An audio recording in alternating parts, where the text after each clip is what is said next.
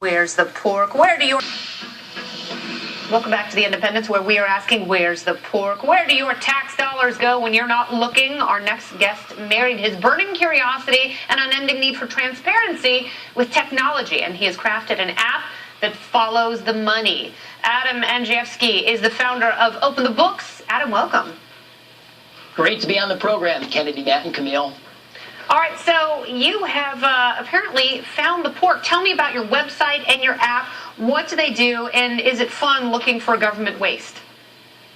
Oh, it's a blast, and we have no idea where our tax dollars are being spent. At openthebooks.com, it is our mission to post online every dime taxed and spent at the federal, state, and local level across the country, and to that end, we've got 1 billion lines of government spending, and as I like to say, there's 1,000 Pulitzers waiting to be won by rooting out the waste. I hope so. Well, Camille is sitting here toying around with the app a little bit, and he has found some mighty interesting things. Yeah, I actually freaked out a buddy of mine a little earlier today because I looked up his salary. I punched in his name, not expecting it to come back. How did you guys compile all of this information? What repositories did you go to grab all of this?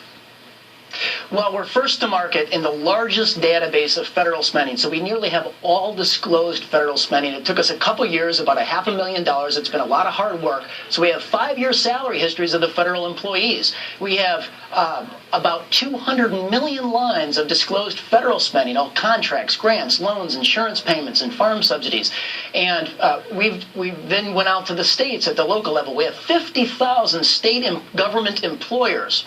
So at the local and state level, with all disclosed public salaries within those employers for at least 1 year.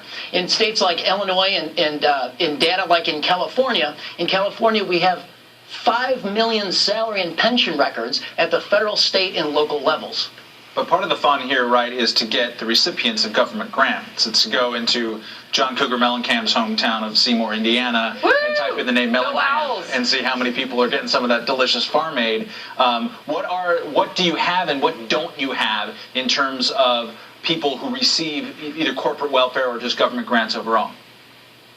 Like right there in downtown Manhattan at Fox Studios, if you key 10036, what you'll find is some interesting things. I mean, you find all sorts of contracts, but you also find insurance payments to the biggest banks for billions of dollars, to Wells Fargo and Citibank and Bank of America.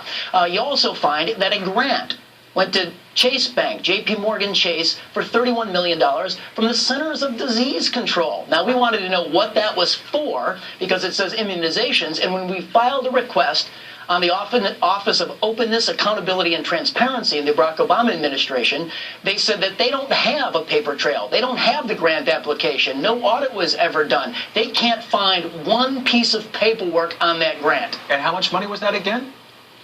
That was $31 million to a bank for immunizations. I mean, that's incredible because Nancy Pelosi at the top of the show, we showed the clip where she says, you know, there's nothing to cut. The cupboard is bare. But clearly, your app shows the opposite.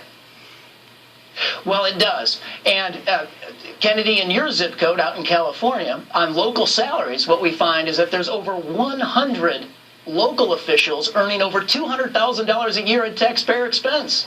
That's insane.